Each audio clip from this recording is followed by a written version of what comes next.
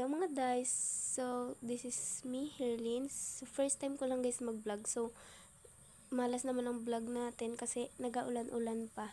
Sobrang lakas kasi ng ulan guys, oh. Tingnan nyo, kaya suspend naman yung pasok. Imbis na makapasok na ako kasi miss ko na siya. Ay, char! So ngayon nga kasi guys is may bisita akong paparating. Sino kaya yun? So ayan, tamang hilata lang muna. Paganda yarn. So, naisip ko pala, hindi pa ako nakasagot ng assignment ko. Inuna pa talaga yung cellphone na yan, ha? Grabe ka naman, girl.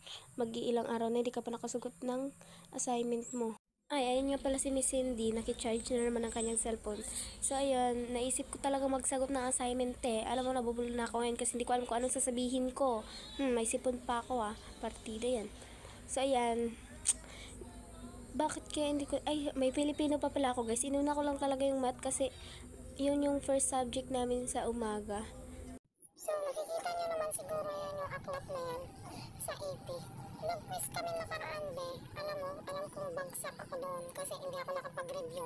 Tinanong ko yung kaibigan ko kung may quiz ba kami o wala. Sabi niya wala daw. Pero nakita ko nakapag-review siya, be, ha. Hindi ko kasi alam na may quiz. Kaya yun, bagsak na naman siguro tayo. Mapapagalitan tayo ni sir niyan.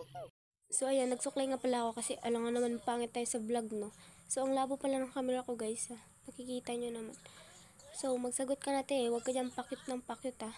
Yan, hinarang ko pa talaga yung kasama ko para hindi madilim. Nakita nyo naman, ang silaw-silaw. So ang hina nga pala ng boses ko ngayon guys, ha. Sorry, sinisipon kasi ako, wala kayong magawa. Pakin nyo ba? Charot. So ayan, hinanap ko po muna yung sagot. Ay, hindi na ba ako magsusulat dito? Charot. So, ayan nga, hindi na ako nakapag-solve. Kasi alam nyo namang ang hina-hina ko sa math, mga be, ha? Ang hina ko talaga. Sorry kayo, hindi ako marunong kahit mag-divide, ha? Marunong naman, pero basta, wala kang magagawa. Oh, ayan, nakikita nyo yan, nag-study first daw siya kunyari. Pero nakaraan pa yung assignment na yun, di pa inasikaso. So, math lang muna guys, kasi may Pilipino pa talaga ako.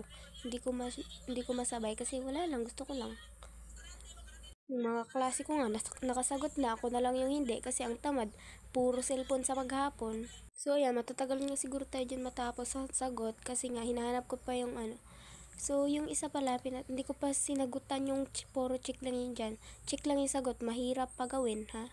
Hoy be, isip ka ng isip, wala ka nang isip. Ay, char! So ayan, nilinaw ko pa talaga yung sagot, ha? Ang hirap talaga. Alam yung bobo na ako eh. Sorry talaga, hindi smart yung ate nyo. Ayan, nag-isip-isip ka pa talaga, kaya ang tagal mo magsagot, ha? Kailan tayo matatapos nito? O yan, sa wakas, nakasagot na nga yung ate ninyo. Yung mga kaklase ko, nakasagot na. Ako na lang yung